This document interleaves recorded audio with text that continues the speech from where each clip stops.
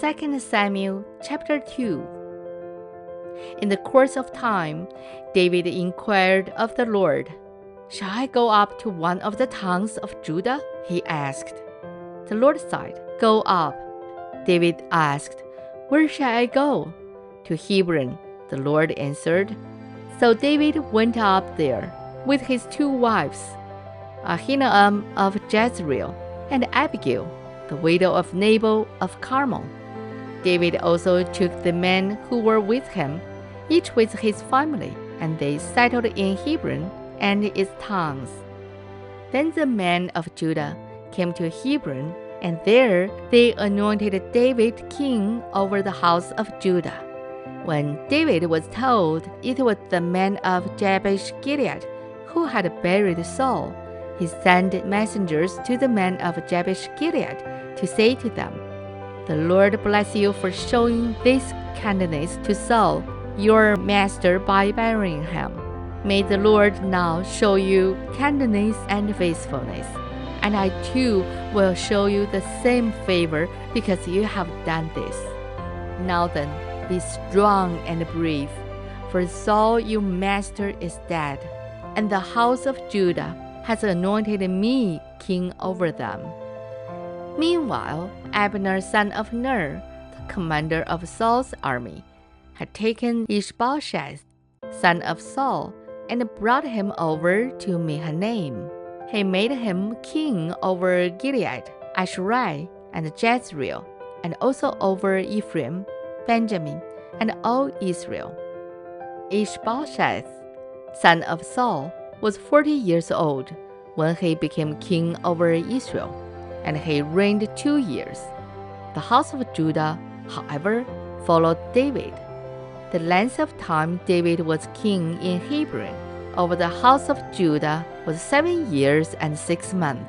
Abner, son of Ner, together with the men of Ishbosheth, son of Saul, left Mahanaim and went to Gibeon. Joab, son of Zeruiah, and David's men went out and met them at the pool of Gibeon. One group sat down on one side of the pool, and one group on the other side. Then Abner said to Joab, "Let's have some of the young men get up and fight hand to hand in front of us." "All right, let them do it," Joab said. So they stood up and were counted off 12 men of Benjamin and Ishbosheth, son of Saul, and 12 for David. Then each man grabbed his opponent by the hide and thrust his dagger into his opponent's side, and they fell down together. So that place in Gibeon was called Helkath Hazurim. The battle that day was very fierce, and Abner and the men of Israel were defeated by David's men. The 3 sons of Zeruiah were there, Joab, Abishai, and Asahel. Now Asahel was as fleet-footed as a wild gazelle. He chased Abner, turning neither to the right nor to the left as he pursued him. Abner looked behind and asked, "Is that you, Asahel?" "It is," he answered. Then Abner said to him, "Turn aside to the right or to the left. Take on one of the young men and strip him of his weapons." But Asahel would not stop chasing him. Again, Abner warned Asahel, "Stop chasing me.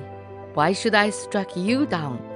How could I look your brother Joab in the face?" But Asahel refused to give up the pursuit. So Abner thrust the butt of his spear into Asahel's stomach, and the spear came out through his back.